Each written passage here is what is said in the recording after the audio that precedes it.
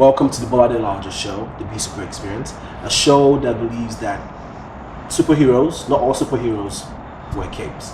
We're here with one of our favorite interviewees, one of our favorite people, my friend, and also someone that I work with.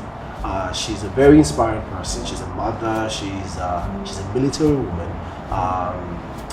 What else do I know about her? She's a singer-songwriter, an award winner. She's everything. She's the perfect embodiment of inspiration. So please welcome with me Miss Adaora. Thank you so much for having me. I know Adaora is looking all like, seriously? All right, cool. All right, Adaora, thank you for coming for the show. We really appreciate your time and also the opportunity you've afforded us to be able to sit down one-on-one and ask you questions, both personal and work-related, so to speak. All right, so Adaora, the show is all about positivity, and we like to showcase people with stories that have inspiration. Not just, everybody has something that's positive about themselves, but there has to be something that is just a little more that can inspire somebody else, and that's what the show is all about. So what about Adaora music is positive or is worthy of our show, so to speak? Well, I feel like kind of like it's a tall order, right? Being someone that is viewed as being positive. So I don't know. So I'm kind of like, okay, I'm blushing right now and all of that. But anyway, I'm so privileged and honored to be here, because I mean, you would have also decided to pick whoever, and I believe that every one of us has a very unique story. I'm a Christian, and I carry that with me everywhere I go, and so I'm a firm believer of the passage in the Bible that says, before you were in your mom's womb, actually, I knew you. So I believe that God has something very wonderful, explosive about every one of us. It's just about discovering it and finding, your niche, what it is that, brings you alive, or whatever is that God-given potential. Once you discover it, it's like, wow, it's you feel like, oh, I'm doing this. You're actually having fun doing it, because that's something God has put inside of you, and once you're exploring it, you're like, yeah, well, what else can I do? So you did mention a military woman. Just the titles just keep being added, editor, all of that stuff. We'll get into all that information. And I'm like, I know it's a lot of stuff, one person can do, but the motivator for everything I do is that I treasure the life that I live. I see it as an opportunity to serve. I see it as an opportunity to influence, an opportunity to make an impact. And so every role or whatever door that opens up to me, I'm like, wow, this is another opportunity to take another kind of train ride, and go down this part and try to find out what is in there for me. And once too much? Well, I definitely would say I'm one of those firm believers. In fact, there was this piece that I had written for the women ministry, RCCG women ministry, where I was kind of bearing my heart and saying, I'm sick and tired of people saying things like, oh, you're doing too much. Right. Forgive me for asking, what is RCCG? So that's Redeemed Christian Church of God, the women ministry branch. Okay, sorry. So they have a magazine they put out every year called Virtue Magazine. And so I had written something, the past one, and I was just trying to express myself and I try to take people back to the talent story, where God gave some people 5 talents, 3 talents, and the 1 talent person. If God didn't think you were capable of handling 5 talents, why would he give it to you? And his expectation for the 5 talent person was that they invested the whole 5 talents. But what I believe happens in our trajectory in life is that you start off with certain talents, and then they either trying to, I don't want to use a science term or whatever, but like it kind of changes, into something else that taps into another talent that you didn't know you had. I'm very glad you were able to explain it. I think I mentioned one thing, and then you explained in good details about the things you do and how one talent leads to another talent to birth another talent that you actually didn't know was there, and then boom, something else comes, and then before you know it, you become kind of like a central magnet and all that stuff, to other people. That's actually very unique. But what I want you to tell me now is, what do you do? What if you're going to list the things that kind of like your titles, so to speak? What are they? So I'm really scared to do that. Why? Because there's some people that are traditional. They feel like, if you're a married woman, there's just certain things you should do and things you shouldn't. They have to have time for your hobby so I'm definitely gonna start with those ones. Okay, let's go. I'm a wife, and I take that very seriously, okay? Because in one of my songs, I said I have God bless me with an Omaricha Bobo. So Omaricha is a wonderful guy, and he really is. He's amazing. So that's Igbo. That's Igbo. So my tribe is Igbo. I'm from Nigeria. Okay, so you are Igbo. I'm Igbo, but actually I'm American. That's another okay, so that's another story. So wife, American, Igbo, Nigerian wife. Okay. I'm a mother of two. Two beautiful, outstanding daughters that just light up my world every time. I'm looking forward to going home to them. Of course, I'm a minister in church. I love my choir. I go to Mercy Seat Chapel. It's in Gaithersburg, Maryland. One of the best churches ever. Oh, nice. My pastor is Pastor Olakunle Olaride. I know he's a mouthful, but we call him Pastor Ola. For short. And his beautiful wife, Pastor Olu Olaride, and we call her Mommy P. Mommy P. It's always very funny, that cliche, the beautiful wife for a pastor. It's like that word is. What if the no? For this, I'm being real. What if the she is beautiful. Wait. What if the pastor's wife is not beautiful? Well, you can say things like you can say beautiful from inside. Hey. Oh wow. Hey. but you say she's actually beautiful. No. Oh my God, she's beautiful. All right, so Adaora, let's get back to the list. All right, so we have wife, mother of two, American, Igbo, Nigerian, minister at your church. Minister at my church choir, the best choir ever, and I'm the church editor, magazine editor, MSC Impact Magazine, I don't know where your cameras are, but you guys need to come advertise with us. Great audience. When you say editor, what you mean you? So the whole shebang. Okay, so we've counted 7 things. You edit stuff. Okay, let's go on. Okay, and then on the circular side of things, I'm a proud scientist. You're a scientist. Yeah, I'm a scientist. Okay. Went to one of the best schools in the United States. I'm really proud of that. University of Michigan. That's where the President Ford went to school. So. Harrison Ford, the president of America. What now? Yeah. So and then of course military. Done that for 16 years of my life. Wow. Are you still in the military? Yes, still in the military. Active or active reserve though? Active reserve. Is active reserve? Yeah. So active reserve is that you're reserve and you actually. Is that an oxymoron? No, not necessarily. We kind of know what we mean by that, So, but yes, doing that as well, and always getting in everybody's business and trying to find out matchmaking. I need to add that to my title. I love matchmaking. I've really not been successful with anyone, but I keep trying. We're back to 9. I keep trying. And then I have this thing that God has laid in my heart to do after interacting with a lot of teenagers that God has just been bringing my way. It's called Proud of My Afric Heritage. It's not yet a non-profit yet, like we've not really launched it out like that, but that's something that I've been doing on the side. And what so you are the creator? Initiator, or whatever, initiator of it, and charity organization. it's like a charity organization, So 10 basically. people, are you getting this? Basically. 10 things, and she's not even.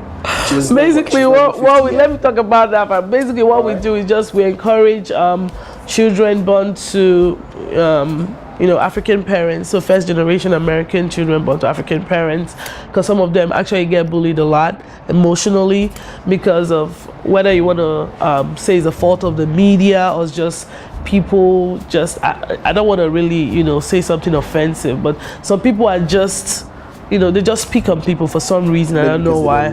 They don't, of course, I was going to say ignorant, but, some people can see ignorant in different ways, but just someone is not informed.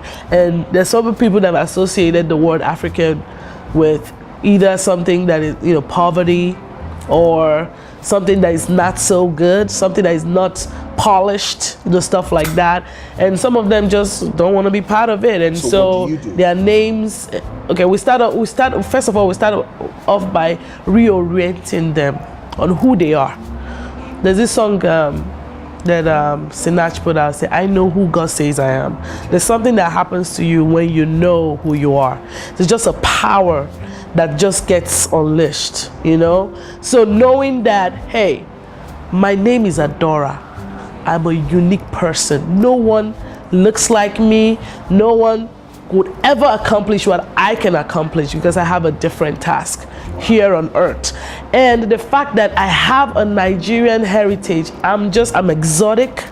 I'm just like, who's like me, but having that behind or thinking that way, and then being able to step into whatever you do with so much grace, I think it makes a difference in the outcomes of whatever that person is going to end up doing, as opposed to you're going into something and you're already timid, shy, feeling like I'm going to fail. Right. Everything around me that surrounds me actually spells failure. So why am I going to succeed? So I think just that reorienting them. And there's just a very quick one. I had a girl that, because of, whether it's fear of being accepted or whatever, actually changed her name to a three-letter alphabet that I was like, it doesn't even make any sense. And then eventually I encouraged her. I said, you know what? She was about to go in for a pageant thing. I said, can you please answer your real name for this pageant thing you're going into? And when you go up there, you mount that stage and they say, introduce yourself. Talk about where you're from and see what happens. And she, she took my advice. She went into this pageant thing and she just talked about herself and she explained her name and where she's from and what it meant and what is done to her and how her parents have raised her up and how she's opened to different cultures because of the kind of culture that she came from and how she appreciates. I'm telling you, she ended up living that contest with over 17 awards. And I'm like, wow. Do you think that you are the only one there? It was, you kind of helped shine forth. You put yourself out there. You made yourself a little different from every other person. Now there was a reference point. They're like, that girl, the one her name means this. Right. So just owning that is kind of the 101 of what we do. Is just trying to tell them, listen, you are you. Whatever you want to accomplish, you will accomplish, regardless of what your friends say, regardless of if they accept you or not. It's about 4 years down the road, five years down the road. Who are you going to be? Are you going to be that person going back to your school reunion in a Bentley? Are you going to be that person that goes like, oh, because you could accomplish anything? So what ages do you work with? So, I have worked with a range of ages. I definitely have done a lot of teenagers because church ministry and all of that, that's a lot of people I interface with. But I started doing it with the younger when my daughter came back home and asked me to please change her name. How old is your daughter? So my daughter is 7, and she came and... At the time when she asked you, she was 7? No, at the time when she actually was 5. She was 5? She was 5. And she was already timid? Yes, she said please, because I had to go through this thing, and I'm telling every parent out there, you gotta own your children's education. You gotta be involved. You can't say, well, I'm working, I gotta put food on the table. Who they are right now, or who they end up being, actually starts from what the kind of interactions they are having earlier on. So you want to be, really up in there, if there's anything like that. And so I would go to school and I would say, because she will come back and she say things like, "Mommy, can you change my name to like Sam or so her full name is Som Tochukwu, which means praise God with me." And it was a testimony, you know, of how her birth and everything, and we're like, "Come praise God with us." And I wanted her to own that name. So she goes to school, they're like, "Oh, it's so long, it's so this, it's so that. Can't you just answer like a pet name or Som or Tub?" I'm like, when you say Som, it doesn't mean anything. Praise God with me. How can you just say the? Or, you know what I'm saying? It doesn't mean anything. So I would constantly, and I tell you it was a struggle, go to the school, write her name out on the board, try to do some kind of phonological way of saying it. And it's, "Oh, it's not that bad." I'm like, it's not that bad. Let's keep trying. And I did it with preschool, I did it with kindergarten, second grade. Now, oh my God. So all her friends are like, "Something chickle, something chickle, something chickle." So do you think your daughter probably got the confidence more, she felt more comfortable with her name because you were involved, not just because you told her or you oriented her mind or whatever? Both. Okay. So of course I stepped out as a parent. I stepped in as a parent. Someone might be watching this and be thinking, but I'm already doing that. I'm already telling my daughter to be proud of whatever they are, but they probably are missing the actual you know, being involved, so to speak, like getting up in there. Yeah. So I believe it's both. You know, as a parent, you need to really own your kids' education, and it does something. I mean, I'm not trying to be, you know, like the party pooper or someone that messes up things, but the truth about it, honestly, is that for some reason certain people are treated certain way. I don't know, you know, what really it is, but there's just this sense that, you know, some teachers, I'm not going to say everybody's a bigot, but there are some teachers, they just look at someone and they just kind of in their head say, "Oh, this person's not going to amount to anything, this person's going to amount to something."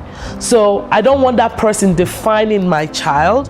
I don't want that person putting in all these things in their brain so that when I come home, I'm like saying, "Oh, you can make it." There's something already in there countering anything I'm saying. So be proactive, as in whether you're going to the parents, teachers, you know, meeting, and, you know, being out there, and they know, "Oh, this is one of those parents you really cannot mess with." I'm not saying be a troublemaker, but, you know, but just being actively engaged sends a message that, you know, this is one of those parents that really does really care.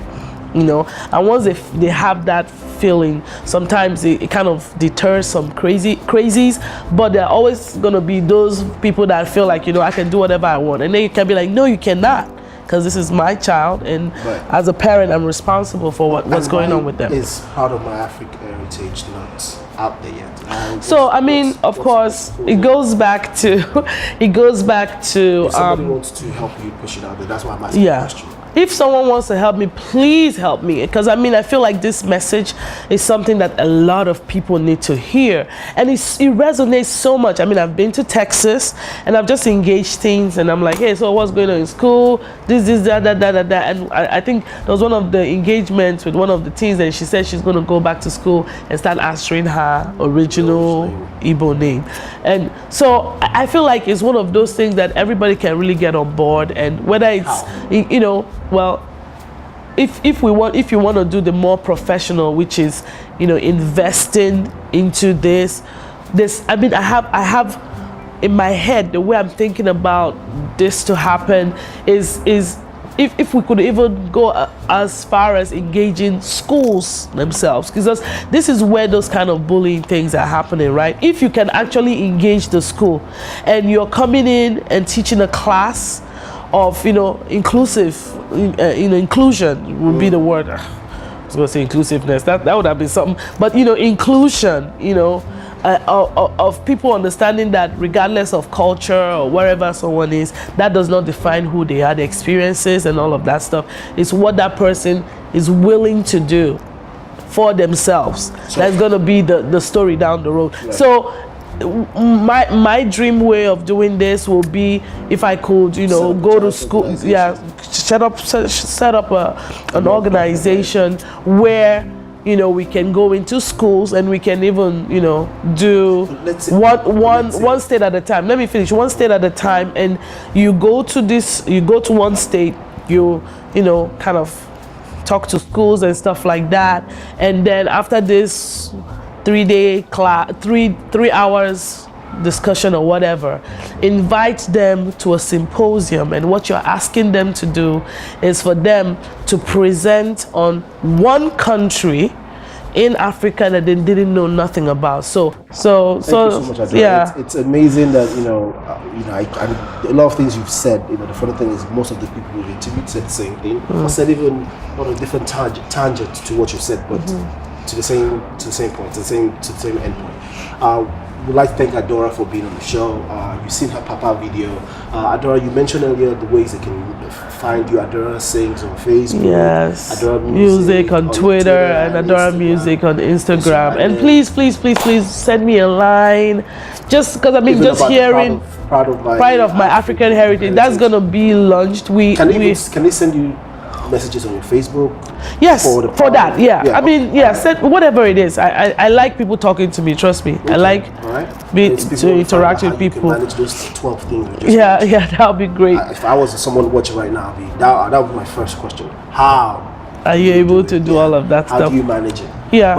Engage me. I'm definitely looking forward to getting questions, and I'm gonna answer. I promise I would. Great. So people, that's it. I mean, you've heard from Adaora, one of my favorite people and one of the most inspiring people I love to always listen to and get a lot of key points from her. She's mentioned a lot of things that most of our interviews have already mentioned.